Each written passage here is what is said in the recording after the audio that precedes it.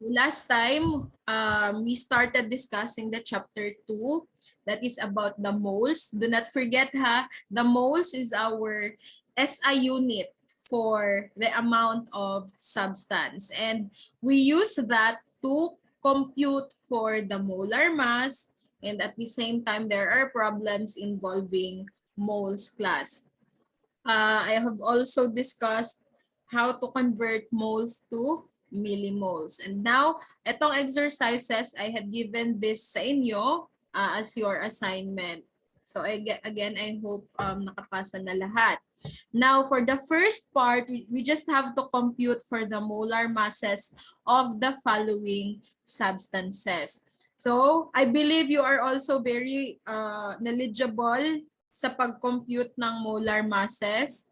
Ang always nilang tandaan is to list down all the elements present in the compound. So just like for the first one, we call this phosphoric acid. So you have hydrogen, phosphorus, and oxygen. And then afterwards, you identify how many moles of or how many atoms, of each elements are present. So just like this, the subscript class represents the number of atoms. So we have 3, 1, and 4. So automatic pag walang subscript, that is 1. Now please take out your periodic table. I don't have a periodic table here kasi.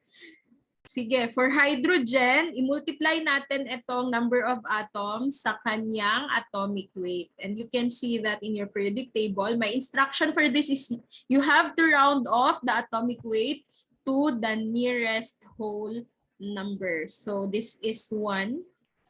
How about phosphorus? Kindly. 31 po, ma'am. 1. That is already rounded off to the nearest whole number now, so that this one is 31, and then this is 16. So 16 times 4 is 64. Okay, 64. So 64 plus 31 plus 3. The correct answer for number 1 class is 98. And do not ever forget the unit for our molar mass. It's grams per mole. Okay, do not forget that, 98 grams per mole. So this is how you compute for the molar mass of the phosphoric acid. Okay, so be familiar also with the name para hindi kayo mahirapan. H3PO4 is your phosphoric acid. So it's a strong acid, an inorganic acid. Now, let's move on to number 2. Number 2 is CH3CH2OH. This is what you call as ethanol. Again, ethanol yan siya. For its IUPAC name, meron kayong organic chem last time, no? So, tinatawag yan siyang ethanol. IUPAC name niya yun, or systematic name. But for its common name, we call this ethyl alcohol. Okay, ethyl alcohol, the one that we use to disinfect or as an antiseptic, or this is also the alcohol that is included in our alcoholic drinks, mga liquors natin. So the same way pa rin yung pag-compute ng molar mass, identify the elements. So we only have 3 elements here, carbon, hydrogen, and oxygen. And then number of atoms, you have 1, 2 for carbon, hydrogen 3, 5, 6, and then this is 1. So the same pa rin, this is 12, so 24, this is 1 here, atomic weight ito and then this is 16. So i-add natin, 24 plus 6 plus 16 is 46. And then do not forget the unit. So for number 2, the correct answer is 46 grams per mole. Okay, this is the molar mass of our ethyl alcohol or our ethanol. Parehas lang yan sila So do not be confused. But yung ginagamit na disinfectant or antiseptic, so that is not suitable for drinking. Okay, next, number 3. Number 3 is known as our nitric acid. Again, We call that nitric acid. That is another strong acid that we have in the laboratory. Most of our strong acids are inorganic acids, which means wala silang carbon in their chemical formula. So this is HN and then O. 1 for hydrogen, 1 for nitrogen, and then 3 for oxygen. So this is 1. Kindly check, am I correct? This is 14. Yes po, ma'am. Okay, this is 14 and then this is 16. So 16 times 3 is 48. Let's add this 48 plus 14 plus 1. The correct answer for number 3 is 63 grams per mole. Again, that's 63 grams per mole. Now, you can ask question anytime if you want to clarify something. Now, number 4. Number 4 is called our sodium hydroxide. It's a strong base. Again, just like our strong acids, most of our strong bases or strong alkaline substances in the laboratory are inorganic. So they don't have carbon also. So sodium hydroxide is very common in the laboratory. Ginagamit ito siya mostly in analytical chemistry. So NaO and H. So isa-isa lang. And then multiply sa kanilang atomic weight. So this is 23. This is 16. And syempre this is 1. So if we add this, the correct answer for number 4 is 40 grams per mole. Okay? And then lastly for number 5, that is called hydrogen peroxide. So again, we call that hydrogen peroxide or our agua oxigenada. Ginagamit siyang antiseptic. So antiseptic is different from disinfectant. I hope by now, hindi nyo na ma-interchange ang paggamit ng dalawang terms na yan. Disinfectant, if we want to kill or prevent the growth of microorganism in non-living things. So just like kung maglilinis ka ng lamesa mo, since lamesa, the table is non-living thing, then the substance that you use is called disinfectant. So just like our Lysol. Now, alcohol can also be disinfectant. But when you say antiseptic, just like our agua oxigenada, we use that to kill or even prevent the growth of microorganism in living tissues. So, di ba si agua oxigenada, ginagamit siya pag meron kang wound para maglinis ng wound mo. But alcohol can also be an antiseptic. Ginagamit pa rin naman natin si alcohol. So parehas pa rin, dalawang ano lang tayo dito, element. So dalawa for each. And then, ayan, this is 16. So 16 times 2 is 32. So this one for number 5, the correct answer is 34 grams per mole. So, any question for the first part, computation of molar masses? Wala nang malilito nito ang molar masses class hanggang sa finals gagamitin natin. So, I hope walang makakalimot. Most of our computations sa analytical chemistry will start with the computation of the molar mass. So, if mali ka na sa molar mass, most likely sa mga succeeding yan na procedure, magiging mali na yung answer mo. So, kaya i-establish natin itong molar mass. Okay? No questions na for the molar mass. So, shall we continue? Determine the number of moles and at the same time millimoles of 10 grams of pure acetic acid. So, acetic acid is CH3COOH. So, this one is a weak acid. This one is an organic acid. So, si acetic acid class, nakikita natin yan siya sa vinegar. Okay? So, i-compute daw natin ang moles and millimoles. I think I have given you a formula for this. Moles is equal to the weight of the substance divided by its molar mass or molecular weight. Parehas lang naman yon. Again, molar mass or molecular weight, parehas lang. Now, in the problem, given si 10 grams, so we can directly place it here. So, weight of the substance.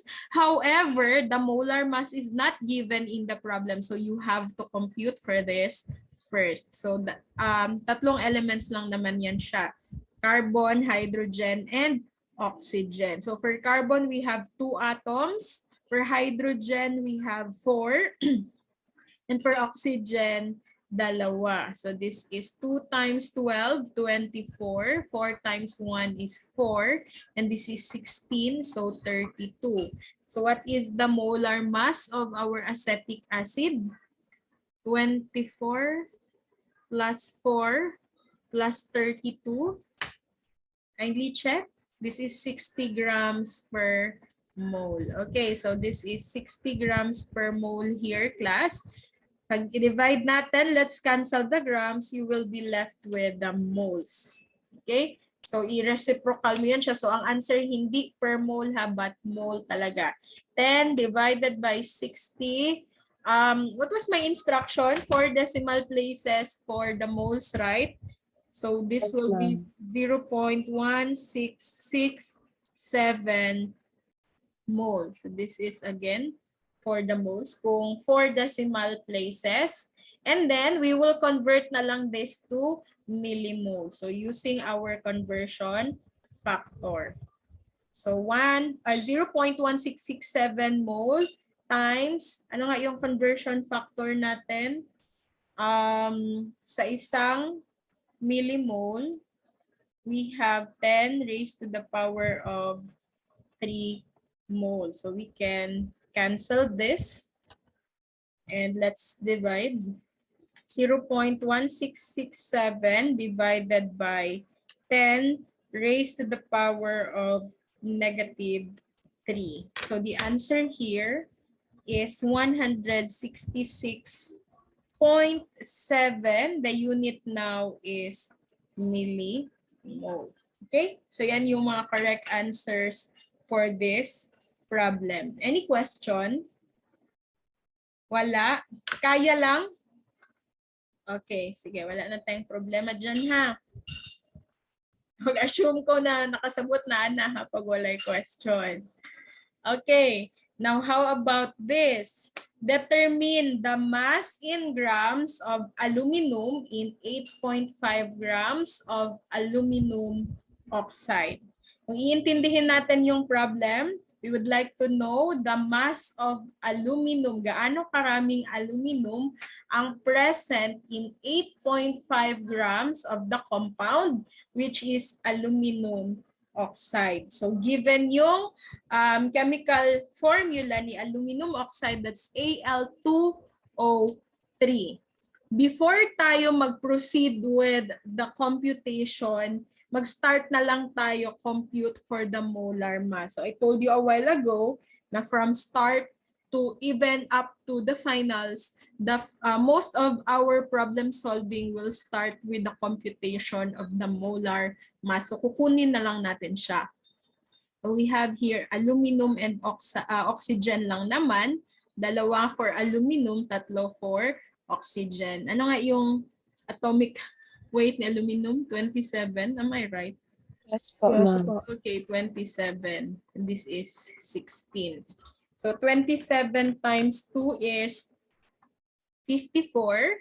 And then oxygen, 16 times 3 is 48. So if we add this to 54 plus 48, this one is 102 grams per mole. Kindly check.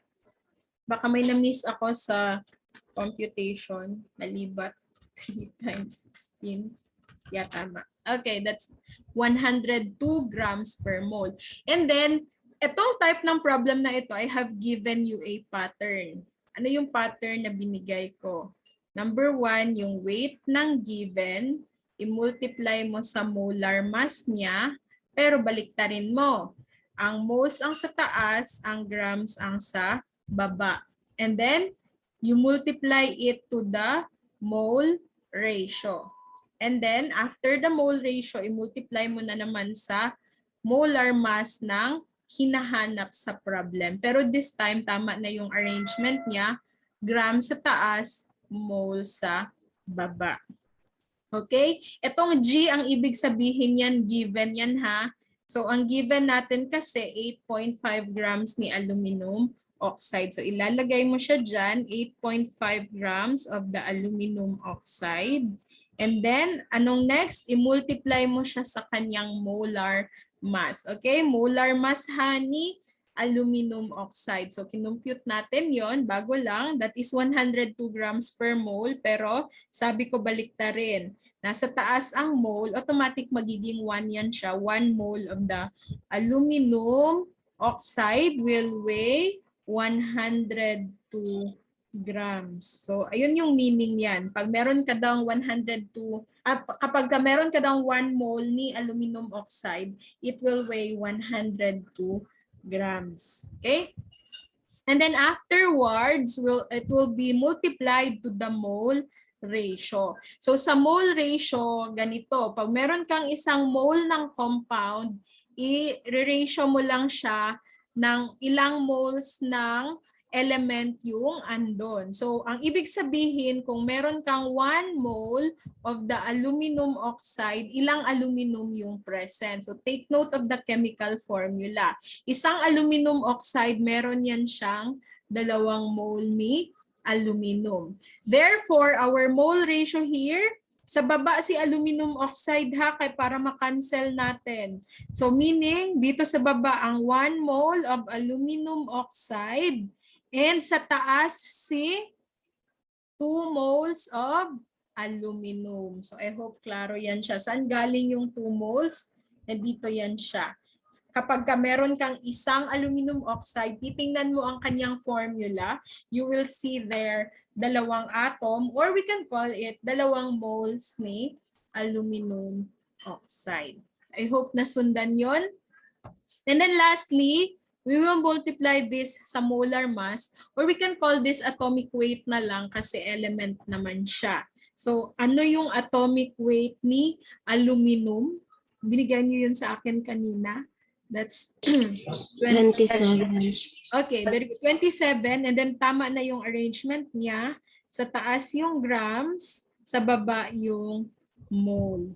So nilalagyan ko talaga yan ng label ha para hindi tayo malito. Kagaya nito, grams of aluminum oxide, pwede mo siyang i-cancel kasi meron ka sa baba grams ng aluminum oxide. Kagaya din ng mole, makakancel din natin ito kasi magkapareha sila, pero the one is on top, the other one is nasa baba. And then also with this, you can cancel this. Maiiwan na unit class is grams of aluminum, which is yun naman talaga ang hinahanap sa problem. So let's simplify this. 8.5 grams times 1 times 2 times 27 is 459 grams of aluminum divided by sa baba, 102 times 1 times 1, this is 102. So, i-simplify natin. 459 divided by 102 is 4.5 grams of aluminum. So, I hope nakuha nyo yung correct answer na yan. So, ang ibig sabihin, class, if meron kang 8.5 grams na aluminum oxide, 4.5 grams niyan ay aluminum. So, ang remaining, like 8.5 minus 4.5, 4 grams, wala ka namang ibang element dyan, oxygen na lang. So, para yan siya sa oxygen. So, yan yung meaning yan sa computation natin. Any question about this? Alin dyan yung nalito kayo? Or nakuha nyo ba yung tamang answer? Tama ba? Parehas tayo ng answer, 4.5 grams. Okay, very good. Parehas tayo ng answer. Okay. Sige. So let us clear the writings on the screen now. Wait lang. I think this is the last one. Compute for the mass of sodium in 4.5 grams of sodium oxide.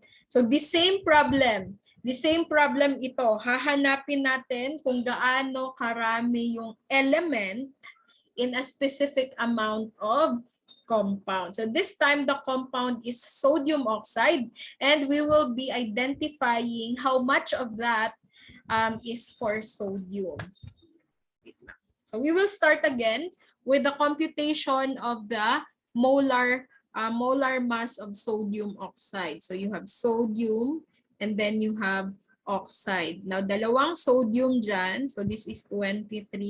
This is equal to 46. Isang oxygen. So this is 16. Kindly check if I missed something sa molar mass. 46 plus 16 is 62. Take note, the molar mass of our sodium oxide is 62 grams per mole. Okay? And then, let's follow this same pattern class. Again, weight ng ating given, multiply sa kanyang molar mass in moles per gram times the mole ratio times the molar mass of the missing in the problem. Pero grams per mole na siya. So, weight in grams of the given, that's 4.5 grams of our sodium oxide. Multiply sa kanyang molar mass, na compute natin yan, 62 grams per mole. Baliktarin mo, 62 grams ang sa baba, and then mole sa taas. That is automatically 1. So let's label it properly para hindi tayo malito. Now, isang mole ng sodium oxide, isang ganito, meron siyang dalawang sodium. So 1:2 ang ratio natin. So this is for sodium na. And then, atomic weight ni sodium is 23. So 23 grams of sodium ang nasa isang mole ni sodium. So you can cancel the units here, the moles also, and the mole of the Na. Okay? So 4.5 times 1 times 2 times 23. Lagay ko lang sa baba ha. Kaya hindi na siya kasya. 207 grams of Na divided by 62 times 1 times 1. This is still 62. So this is 207 divided by 62. 2 decimal places. 3.34 grams of sodium. So sa 4.5 grams of sodium oxide, 3.34 grams of that is for sodium alone. The remaining is for the oxygen. So you got also the correct answer here? Tama, parehas tayong answer. Any question about the assignment? About the chapter 2, any question? Wala. Sige. Let me stop the